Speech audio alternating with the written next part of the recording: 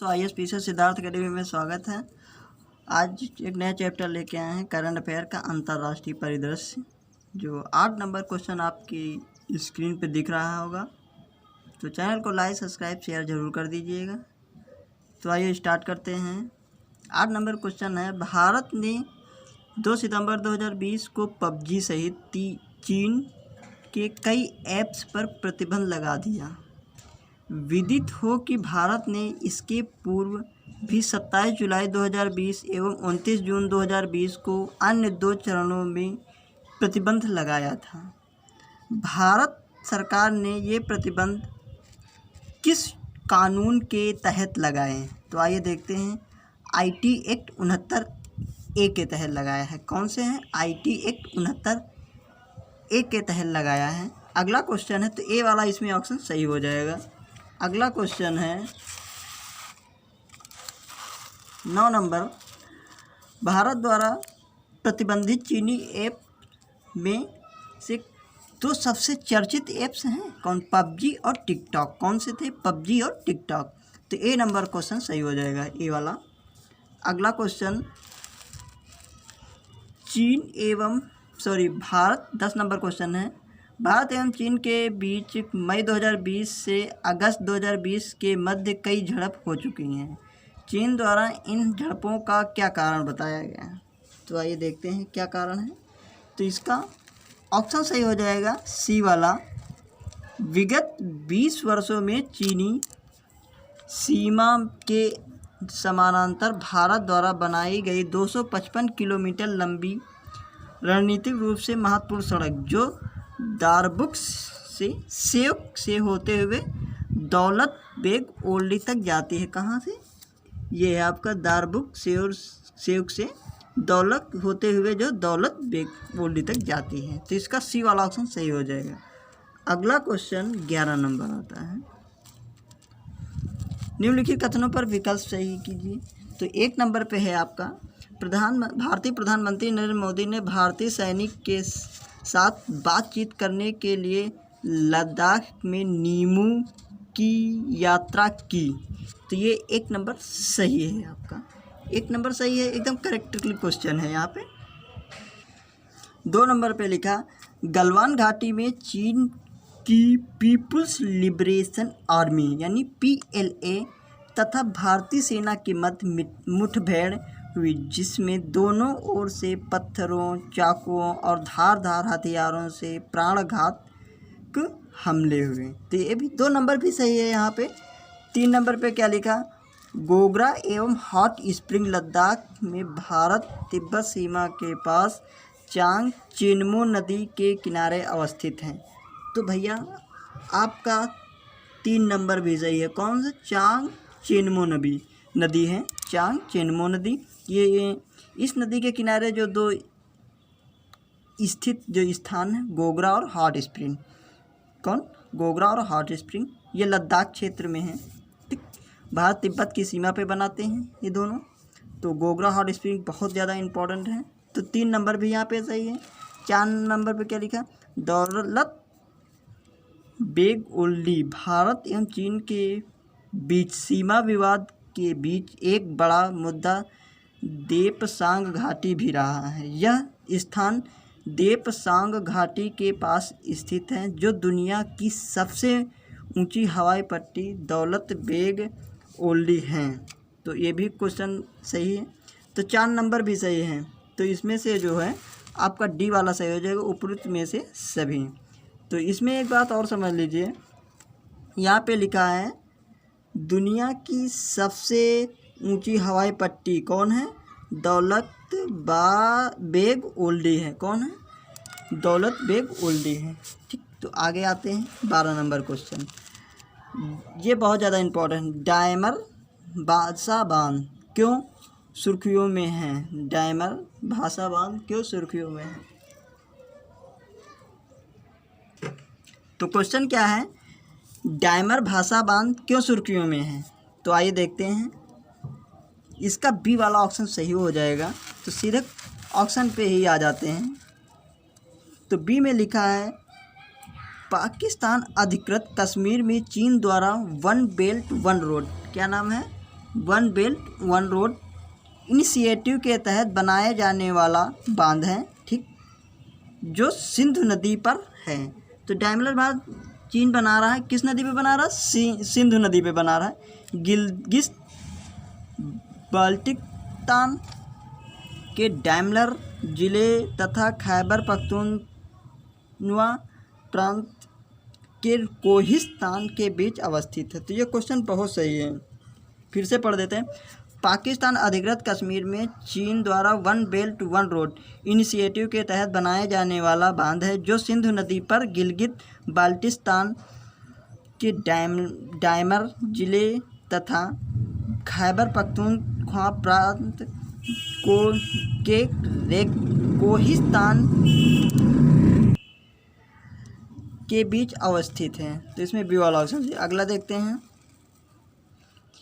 चीन एवं भूटान के बीच जुलाई 2020 में किस अभयारण्य को लेकर विवाद की स्थिति पैदा हो गई?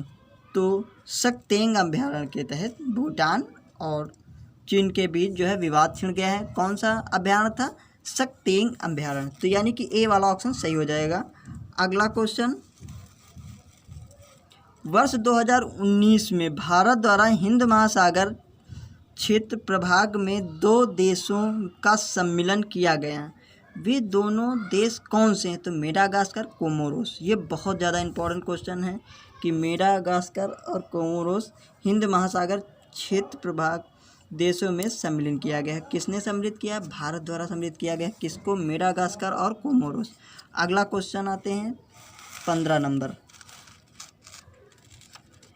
अमेरिका ने वर्ष 2019 में प्रशांत कमांड का नाम बदल कर दिया इंडो पैसिफिक कमांड। क्या किया है? इंडो पैसिफिक कमांड, यानी कि ए वाला इसमें ऑप्शन सही हो जाएगी, इंडो पैसिफिक कमांड। अगला क्वेश्चन, लेबनान की राजधानी बेरूत में हुए विस्फोट में कौन सा रसायन प्रयुक्त हुआ था? तो अमोनियम नाइट्रेट, जो लेबनान की राजधानी बेरूत था उसमें विस्फोट हो गया था राजधानी में, तो उसमें प्रयुक्त हुआ था रसायन का नाम है अमोनियम नाइट्रेट। तो ए वाला ऑप्शन इसमें सही हो जाएगा। अगला क्वेश्चन 17 नंबर। वर्ष 2019 में अमेरिका द्वारा ईरान के एक सैन्य अधिकारी कासिम सुलेमानी को मार दिया गया। सुलेमानी का संबंध था किससे था? बहुत इंपॉर्टेंट क्वेश्चन। तो ईरानी रिवोल्यूशनरी गार्ड्स, यानी कि बी वाला ऑप्शन सही हो जाएगा, ईरानी रिवोल्यूशनरी गार्ड से था।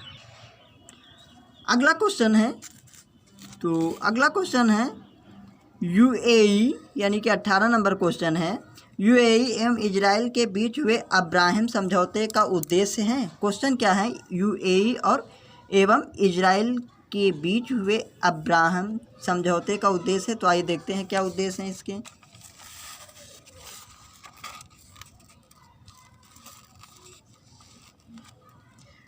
तो यही इसमें ऑप्शन सही हो जाएगा, यूएई एवं इजराइल के बीच राजनयिक संबंधों की बहाली। क्या है? यूएई एवं इजराइल के बीच राजनयिक संबंधों की बहाली। तो अगला क्वेश्चन, पाकिस्तान द्वारा जारी किए गए नए मानचित्र के विवाद की स्थिति पैदा हो गई।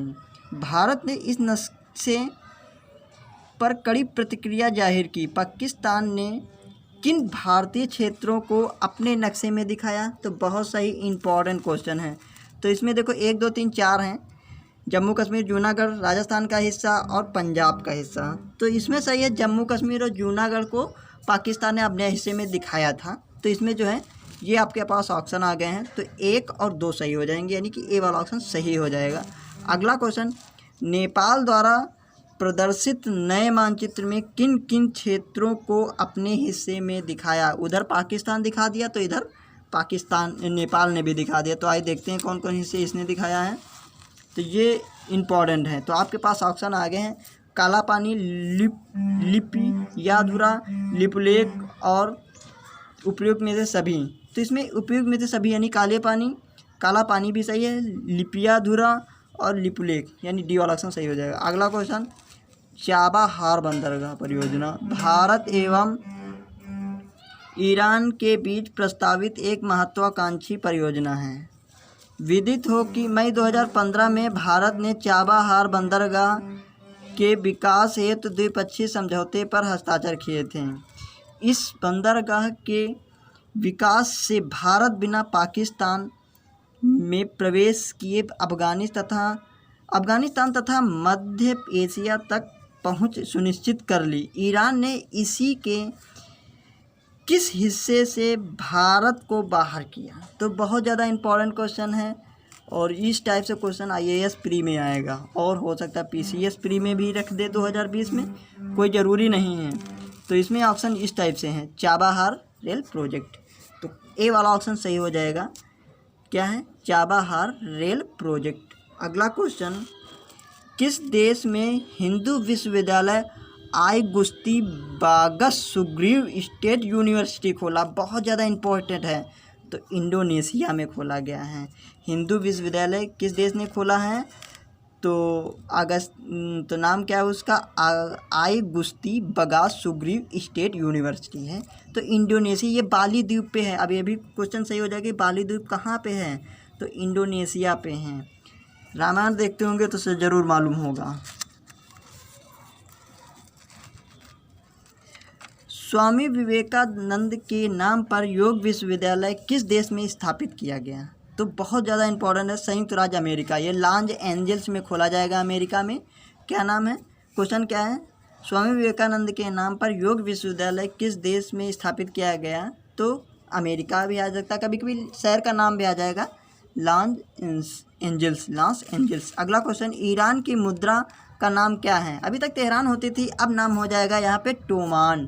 क्या हो जाएगा? नई मुद्रा अपनी जारी कर ली है, टोमान। ठीक, तो बी वाला ऑप्शन सही होगा। अगला क्वेश्चन, एशिया का कौन सा देश संयुक्त राष्ट्र शस्त्र व्यापार संधि में शामिल हुआ है? क्वेश्चन बहुत सही है। एशिया का कौन सा देश संयुक्त राष्ट्र शस्त्र व्यापार संधि में शामिल हुआ है? तो चीन शामिल हो गया भाई। कौन? चीन। ए वाला ऑप्शन सही हो जाएगा। अगला क्वेश्चन,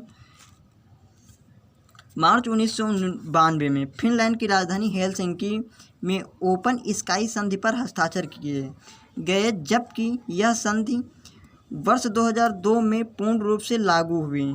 21 मई 2020 को अमेरिका ने इस संधि से अलग होने के लिए चेतावनी जारी की। इस संधि का उद्देश्य क्या है? तो पहले संधि बात क्या होती है? संधि मतलब समझौता होता है। तो देख लीजिए, इसका वाला ए वाला ऑप्शन सही हो जाएगा।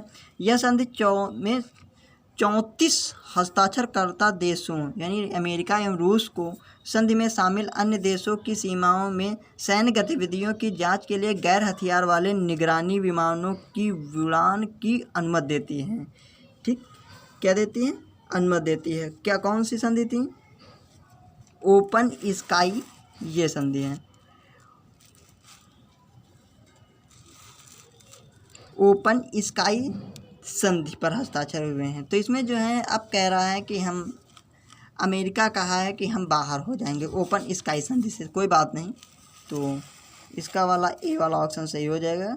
अगला क्वेश्चन, भारत एवं नेपाल के बीच मोतिहारी अमलेखगंज पाइपलाइन की लंबाई है 69 किलोमीटर है। कितनी है? 69 किलोमीटर। बहुत ज़्यादा इंपॉर्टेंट क्वेश्चन। अमलेखगंज कहाँ है? मोतिहारी कहाँ है? आपको पता होना चाहिए।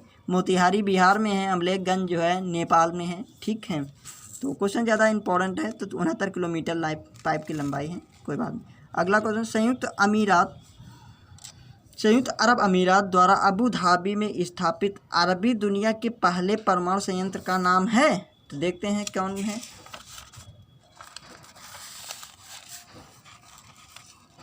तो बारा कहा है। कौन? बारा का, ये यूएई का जो है।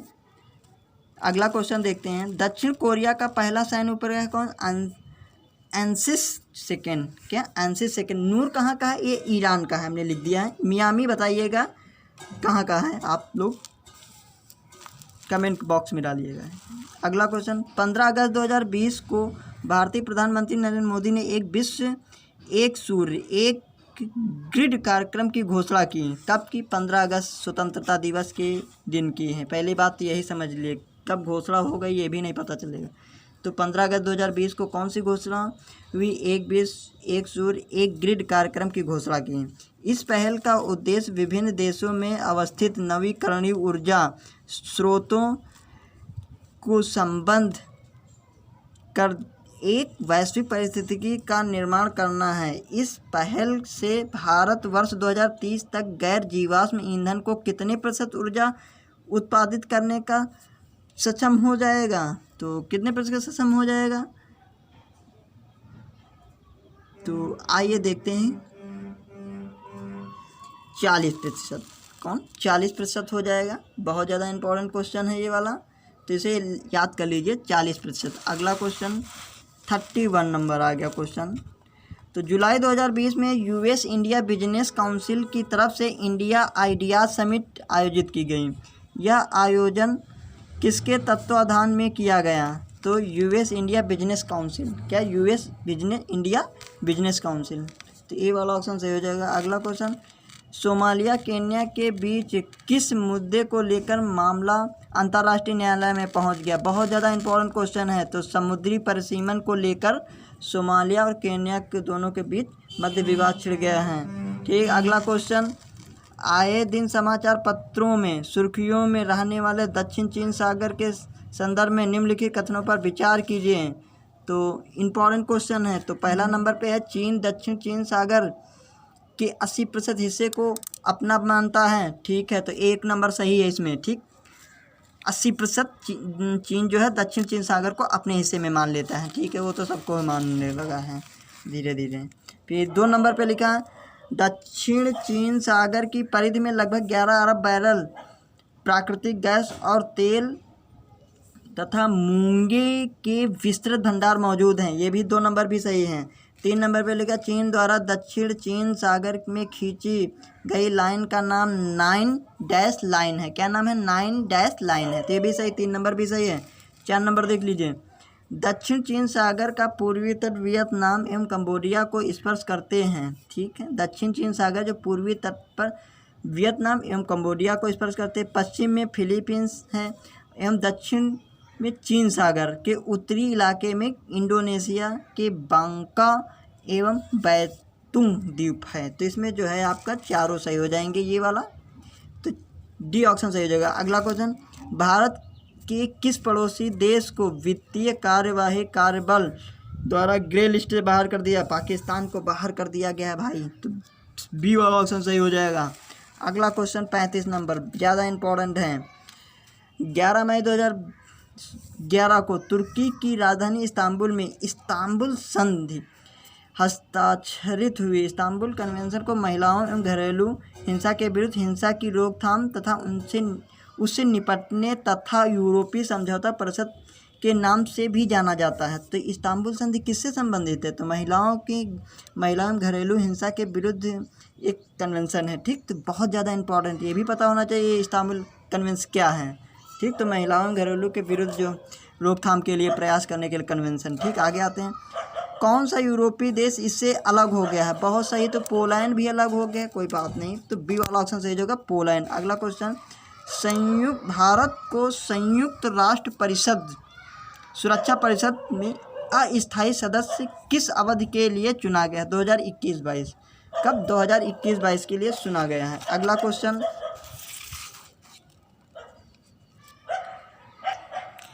तो 37 नंबर में, वर्ष 2020 में अंतर्राष्ट्रीय सौर गठबंधन ने संयुक्त राष्ट्र के सदस्य देशों को समूह में शामिल करने के लिए रूपरेखा में समझौता किया है। इस संशोधन के अनुसमर्थन के पश्चात संयुक्त राष्ट्र के सदस्य देश भी अब ISA में शामिल हो सकेंगे जो कर्क एवं मकर रेखा के बीच स्थित न हो। इससे पूर्व कर्क रेखा तथा मकर रेखा यानी 22.5 डिग्री, सॉरी यहाँ पे गलत, हाँ सॉरी ठीक है, 22.5 डिग्री 90 उत्तरी अक्षांश और मकर रेखा 23.5 डिग्री दक्षिणी अक्षांश के बीच अवस्थित हैं। देश के इसमें शामिल हो सकते हैं। इस समूह में शामिल होने वाला नवीनतम देश कौन? निकारागुआ है। कौन? निकारागुआ। अगला क्वेश्चन, हांगकांग में राजनीतिक अस्थिरता का कारण है? तो चीन द्वारा हांगकांग के प्रत्यार्पण कानूनों में बदलाव लाना। अब चीन इधर भारत पे नक्शे पे तो हेरफेर कर ही रहा है, उधर हांगकांग भी बगल में है चीन के, तो उसमें भी हस्तक्षेप करने में लगा है। ठीक है, तो ये वाला ऑप्शन सही हो जाएगा। अगला क्वेश्चन, अमेरिका ने किस संगठन से कोरोना महामारी के संगठन के दौरान संबंध खत्म कर लिया? तो विश्व WHO से। अमेरिका ने WHO पे भी बहुत लगाया, कोरोना वायरस के दौरान जो है बहुत आप लोग लगाए हैं, तो ए वाला ऑप्शन सही हो जाएगा। तो ख़त्म कर लिया, कोई बात नहीं, उनको उनका मर्जी है। अगला क्वेश्चन, हम्बनटोटा बंदरगाह चर्चा में क्यों रहता है? अब क्वेश्चन बहुत ज़्यादा इंपॉर्टेंट है। हम्बनटोटा, तो देखते हैं बंदरगाह क्यों चर्चा। चीन द्वारा भारत को घेरने के लिए स्प्रिंग ऑफ पर्ल नीति के तहत हम्बनटोटा बंदरगाह को विकसित करने के लिए किया गया करार। ठीक, तो ये वाला ऑप्शन सही हो जाएगा। अगला क्वेश्चन, नाटो का सदस्य है यानी 30वां कौन? मैसिडोनिया है, यानी ए वाला ऑप्शन यहाँ पे सही हो जाएगा। अगला क्वेश्चन, तेल की गिरती अंतर्राष्ट्रीय कीमत के कारणों पर विचार कीजिए। क्या है? तेल की गिरती अंतर्राष्ट्रीय कीमत के कारणों पर विचार कीजिए। ये बहुत ज़्यादा इंपॉर्टेंट, IAS प्री में आएगा, 110% क्वेश्चन आएगा। तो देख लीजिए, ए नंबर पे, तेल के उत्पादन में कटौती या तेल के कुएं को पूरी तरह से बंद करना एक कठिन निर्णय होता है, क्योंकि इससे फिर से शुरू करना बेहद महंगा और कठिन कार्य होता है। इसके अतिरिक्त यदि कोई देश उत्पादन की कटौती करता है तो देश बाजार में हिस्सेदारी खोने का जोखिम रखता है। कई तेल उत्पादन बंद करने के बजाय कम कीमतों पर भी अपने तेल से छुटकारा की बिक्री करना चाहते थे, क्योंकि मई माह में तेल की बिक्री पर मामूली नुकसान की तुलना में फिर से तेल उत्पादन शुरू करना ज़्यादा महंगा होगा। यानी एक नंबर सही, बी नंबर देखते हैं, ए नंबर सही, बी नंबर देखते हैं। उपभोक्ता या आयात देश तेल के अनुबंधों से बाहर आना चाहते थे, क्योंकि तेल निर्यातक देश इन देशों को अधिक तेल खरीदने के लिए मजबूर करना चाहते थे, जबकि इन देशों के पास तेल को भंडारित करने के लिए कोई जगह नहीं थी। यानी कि बी नंबर वाला भी सही है यहाँ पे। सी नंबर देखते हैं, खरीदार और विक्रेता दोनों पक्ष तेल अनुबंध से छुटकारा पाने चाहते थे। इससे WTI तेल अनुबंध की कीमतें शून्य से नीचे चली गईं। अतः अल्पावधि के लिए तेल आपूर्तिकर्ता अनुबंधकारक देशों को $40 प्रति बैरल का भुगतान भी करना चाहते हैं, ताकि तेल का उत्पादन बंद ना हो। तो इसमें डी वाला ऑप्शन सही है, सारे सही। ब्रेग्जिट का संबंध बहुत सही, बहुत इजी क्वेश्चन है। ब्रेग्जिट का संबंध है तो ब्रिटेन से। क्या थे अभी तक का? 28 देश थे, अब भाई 27 देश बचे हैं। ठीक है, ब्रेग्जिट में, और ब्रिटेन अपने आप को अलग कर लिया है। तो बस इतना ही, मिलते हैं नेक्स्ट वीडियो में। तब तक के लिए चैनल को लाइक, सब्सक्राइब, शेयर ज़रूर कर दीजिए। आगे देखिए अंतर्वैयक्तिक संप्रेषण CSAT का।